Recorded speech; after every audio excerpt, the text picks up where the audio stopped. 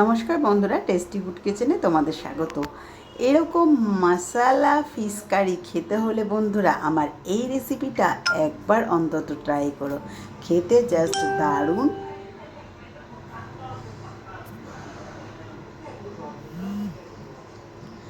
আর একদম কম জিনিসে, কম তেলে এই রেসিপিটা জাস্ট কিন্তু বন্ধুরা দারুণ হয়। তার জন্য আমার রেসিপিটা পুরোটাই কিন্তু ফলো করো, একদম কিন্তু স্কিপ করো না। প্রথমে কড়াইতে আমি এখানে দেখো মাত্র 2 চামচ, তাও কিন্তু ভর্তি ভর্তি না, দেখতেই পেলে ঘি নিয়ে নিয়েছি। আর ঘিটা একটু গরম হলেই একদম কিন্তু গ্যাসের স্টিমটা এখানে কিন্তু লো করে রাখতে হবে। এবার আমি এর মধ্যে গরম মশলা দিয়ে দিলাম। গরম মশলার মধ্যে এলাচ, দারচিনি আর লবঙ্গই দিয়েছি। এলাচ, দারচিনি, লবঙ্গটা একটু ভালো করে স্মেলটা বেরিয়ে গেলেই তারপরে 5-6 কোয়া মতো রসুন, 1 ইঞ্চি আদা আর 2টো কাঁচা লঙ্কাকে পেস্ট করেছি। সাথে একটু আমি বাড়িতে যে বাদাম থাকে, মানে চিনে বাদাম ভাজা, সেই বাদামটাই পেস্ট করে দিয়ে দিয়েছি।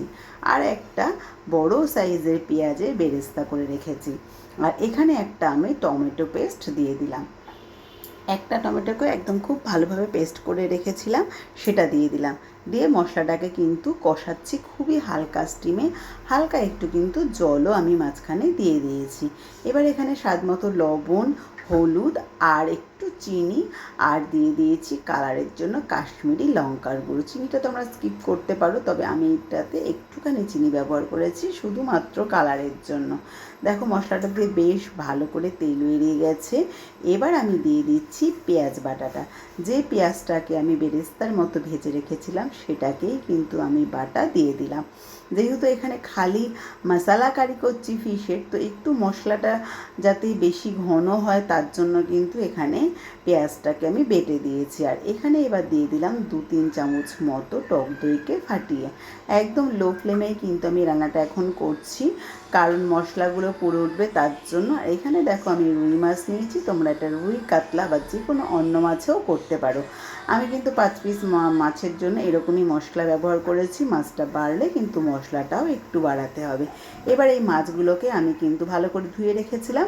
এবার মাছগুলোকে দিয়ে একটু চাপা দিয়ে রাখলাম। বেশ উপরটা দেখতেই পাচ্ছ একটা বেশ সেদ্ধ ভাব হয়ে এসেছে। বেশ 2-3 মিনিট মতো কিন্তু আমি চাপা দিয়ে রেখেছিলাম। এবার মাছটাকে আমি আবার উল্টে দিয়ে এবার আরও 2-3 মিনিট মতো চাপা দেব। তার আগে একটু জল দিয়ে হালকা চামচের সাহায্যে, খুন্তির সাহায্যে একটু নাড়াচাড়া করে আমি এটাকে কিন্তু এবার চাপা দিয়ে রাখবো বেশ 10 মিনিট মতো। 10 মিনিট পরে ঢাকনা খুললেই দেখতে হবে আমার কিন্তু তরকারিটা একদম রেডি হয়ে গেছে। ফিশ মশালা কারি একদম রেডি বন্ধুরা। এবার দেখো একদমই গায়ে লাগিনি, একটু নাড়িয়ে তোমাদের দেখিয়ে দিলাম।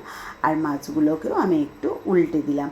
এবার আমি মাছগুলোর ওকে নাবানোর আগে এর মধ্যে দিয়ে দেবো একটু কাসুরি মেথি। কাসুরি মেথিটার বদলে তোমরা এখানে ধনেপাতাও দিতে পারো, ধনেপাতা দিলেও সেন্টটা খুব ভালো হবে। বন্ধুরা আমার এই রেসিপিটা তোমাদের ভালো লাগলে অতি অবশ্যই একবার ট্রাই করো। ফেসবুক থেকে দেখলে পেজটা ফলো করে দিও, আর ইউটিউব থেকে দেখলে একটা সাবস্ক্রাইব করে রেখো বন্ধুরা নতুন ভিডিও পাওয়ার জন্য। আর দেখতেই পাচ্ছ কত লোভনীয় এই মাছের কারিটা দেখতে হয়েছে, আর খেতে কিন্তু আরও দুর্দান্ত হয়েছে। এক থালা গরম ভাত নিমেষের মধ্যে কিন্তু বন্ধুরা এই মাছের কারি একটা পদ দিয়ে খেয়ে উঠতে পারবে, এতটাই সুন্দর। তো চলো একবার ট্রাই করো। আর টাটা।